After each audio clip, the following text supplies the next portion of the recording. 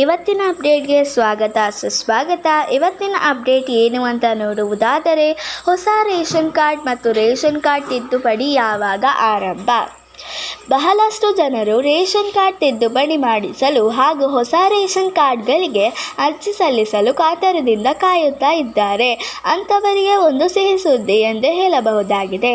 ಏಕೆಂದರೆ ration card ತಿದ್ದುಪಡಿ ಹಾಗೂ ಹೊಸ ರೇಷನ್ ಕಾರ್ಡ್ಗೆ ಅರ್ಜಿ ಸಲ್ಲಿಸಲು ಯಾವಾಗ ಅವಕಾಶ ಕಲ್ಪಿಸಿಕೊಳ್ಳಲಾಗುವುದು ಎಂಬ ಮಾಹಿತಿಯನ್ನು ಈ ವಿಡಿಯೋದಲ್ಲಿ ತಿಳಿಸಿಕೊಡುತ್ತೇನೆ. ಅದಕ್ಕಿಂತ ಮುಂಚೆ ಯಾರೆಲ್ಲ ನಮ್ಮ ಚಾನಲನ್ನು ಸಬ್ಸ್ಕ್ರೈಬ್ ಮಾಡದೇ ನೋಡುತ್ತಿದ್ದಾರೋ ಪ್ಲೀಸ್ ನಮ್ಮ ಚಾನಲ್ಗೆ ಸಬ್ಸ್ಕ್ರೈಬ್ ಮಾಡುವುದನ್ನು ಮರೆಯಬೇಡಿ.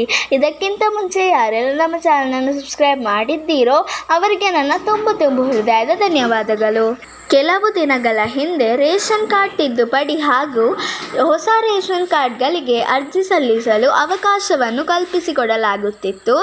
ಆದರೆ ಸರ್ವರ್ ದೋಷದ ಕಾರಣದಿಂದಾಗಿ ಹಲವಾರು ಜನ ರೇಷನ್ ಕಾರ್ಡ್ನಲ್ಲಿ ಯಾವುದೇ ರೀತಿಯ ಬದಲಾವಣೆ ಹಾಗೂ ಹೊಸ ರೇಷನ್ ಕಾರ್ಡ್ಗಳಿಗೆ ಅರ್ಜಿ ಸಲ್ಲಿಸಲು ಅವಕಾಶ ಸಿಕ್ಕಿಲ್ಲ ಎಂದು ಹೇಳಬಹುದು.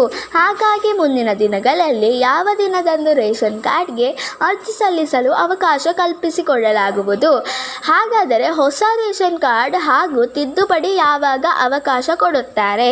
ಈಗಾಗಲೇ ಸುಮಾರು 2,90,000ಕ್ಕೂ ಹೆಚ್ಚು ರೇಷನ್ ಕಾರ್ಡ್ಗಳ ಅರ್ಜಿಗಳನ್ನು ಪರಿಶೀಲನೆಯಲ್ಲಿದ್ದು ಹಾಗೂ ಈ ಹೊಸ ರೇಷನ್ ಕಾರ್ಡ್ಗಳ ಪರಿಶೀಲನೆಯು ಪ್ರಾರಂಭವಾಗಿದ್ದು ಸೆಪ್ಟೆಂಬರ್ ತಿಂಗಳಿನಲ್ಲಿ ಇವುಗಳ ವಿತರಣೆಯು ಮಾಡಲಾಗುವುದು ಎಂಬ ಮಾಹಿತಿಗಳಲ್ಲೂ ತಿಳಿದು ಬಂದಿವೆ.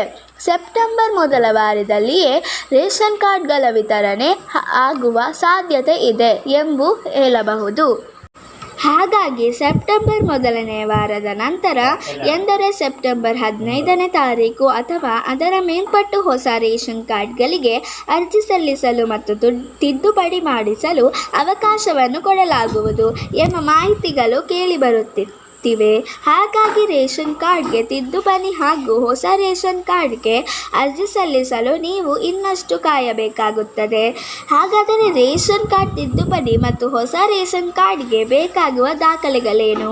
ಆಧಾರ್ ಕಾರ್ಡ್, ಜಾತಿ ಮತ್ತು ಆದಾಯ ಪ್ರಮಾಣ ಪತ್ರ, ಮೊಬೈಲ್ ನಂಬರ್, ಜನನ ಪ್ರಮಾಣ ಪತ್ರ, 6 ವರ್ಷದ ಮಕ್ಕಳ ಇದ್ದಲ್ಲಿ ಮಾತ್ರ ಪಾಸ್ಪೋರ್ಟ್ ಅಳತೆಯ ಭಾವಚಿತ್ರ.